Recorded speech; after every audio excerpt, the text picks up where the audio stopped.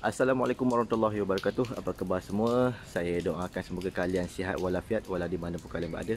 Hari ini hari Jumaat 2 Oktober tahun 2020.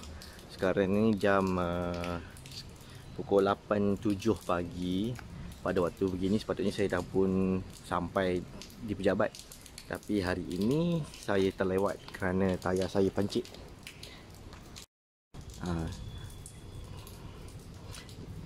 Sampai dekat kereta tadi tengok tayar dah pancit. Jadi apa nak buat ya? Saya akan kongsikan macam mana saya tukar tayar kereta saya.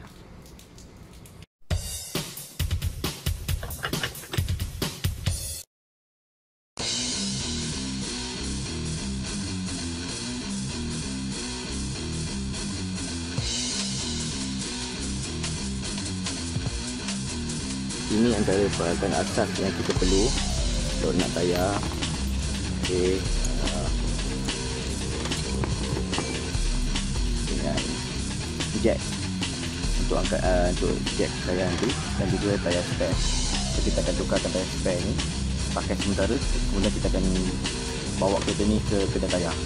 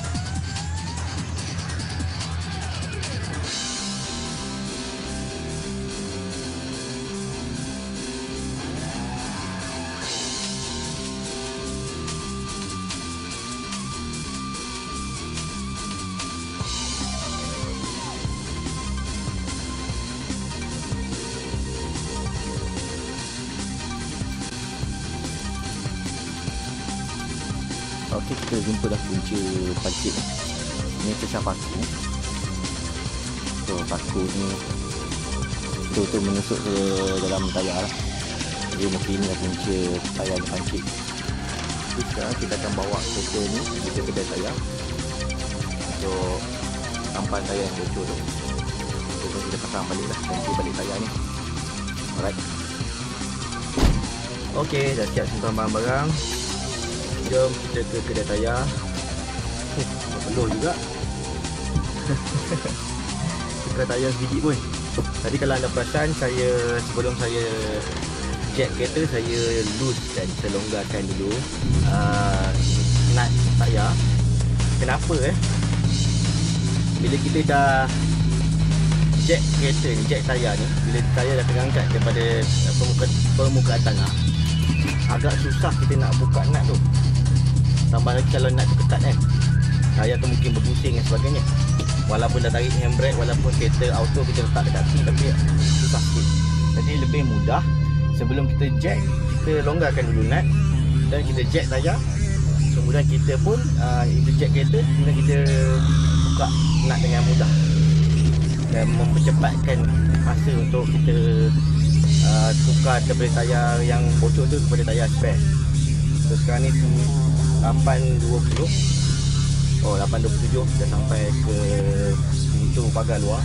So lebih kurang dalam 20 minit je lah kan. Kita tukar yang lama lah kalau ikut praktis saya dengan guru saya, 3 minit ke bawah.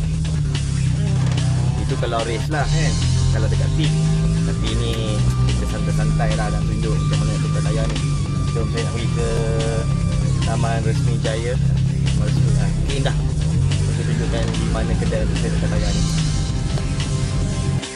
Baik, sebelum tu saya nak bagi tips juga lah ya. Selalu kalau boleh seboleh-bolehnya lah, sila periksa tayar spare kereta anda. Pastikan tayar spare tu berfungsi, maksudnya dalam keadaan yang baik, boleh digunakan pada bila-bila masa. Angin dia kena cukup dan dia rim dia tu okey, kadang tu kita tengok ada rim yang dah berkarat teruk dan tayar dah flat. Jadi apa guna simpan tayar spare dalam kereta tapi tak boleh pakai. So lebih baik kita, kalau macam saya ni setiap minggu saya akan periksa lah. Dia rutin ni kita boleh buat. Macam mana kita check minyak hitam, minyak enjin, kadang-kadang kalau kita rajin kita check plug kan. Jadi kita jadikan benda tu rutin untuk periksa tayar kita. Tayar yang kita pakai sekarang ni 44 dan juga tayar spare dalam bonet, supaya apabila berlaku hal-hal begini kita bersedia dan tahu apa nak buat.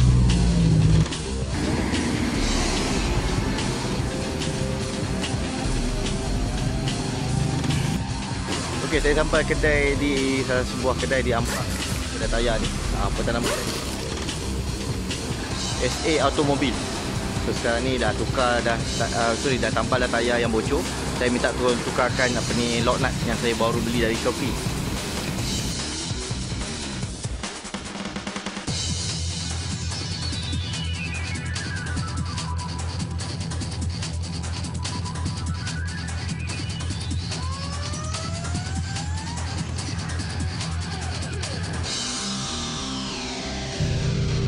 Baik, dah siap pun, dah bayar dah pun. So kita boleh pergi ke pejabat sekarang. Sekarang pukul 9.10. So itulah tadi dah tukar tayar. Dan saya dah kongsikan tip. Yang pertama, apabila tayar anda pancit, sebelum tukar ke tayar spare, lebih baik longgarkan dulu nut. Maksud saya sebelum kita jack kereta, lebih baik kita longgarkan dulu nut tayar yang pancit tu. Jack kereta, kemudian tukarkan tayar dengan tayar spare, dan pastikan juga kita periksa tayar spare kita ni sentiasa dalam keadaan yang bersedia untuk digunakan. Apa lagi tips yes. Okey, kalau kata tayar depan yang pancit, sebaiknya anda rotate dengan tayar belakang. So, biar tayar spare yang kita pakai tu nanti duduk di belakang, bukan di depan. Kenapa?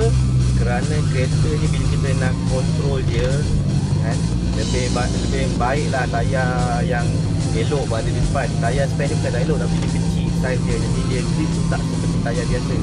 Sebab itu juga apabila anda dah gunakan tayar spare ni, anda kena pastikan kelajuan kereta anda mengikut apa yang ditulis pada inilah manual, buku manual ataupun ada ditulis pada tayar tersebut.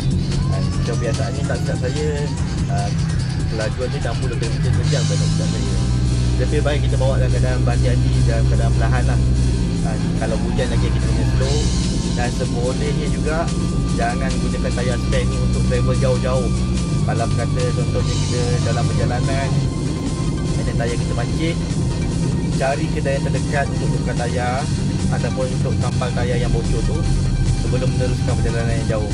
Sebab tayar spare ni dia bukan diciptakan untuk pertahanan lama lah. Baik, itu saja dari saya kali ini. Terima kasih kerana menonton. Assalamualaikum warahmatullahi wabarakatuh. Terima kasih kerana menonton video ini. Anda boleh tekan button subscribe di sini dan anda boleh tonton video seterusnya di sini. So, jumpa anda di video seterusnya.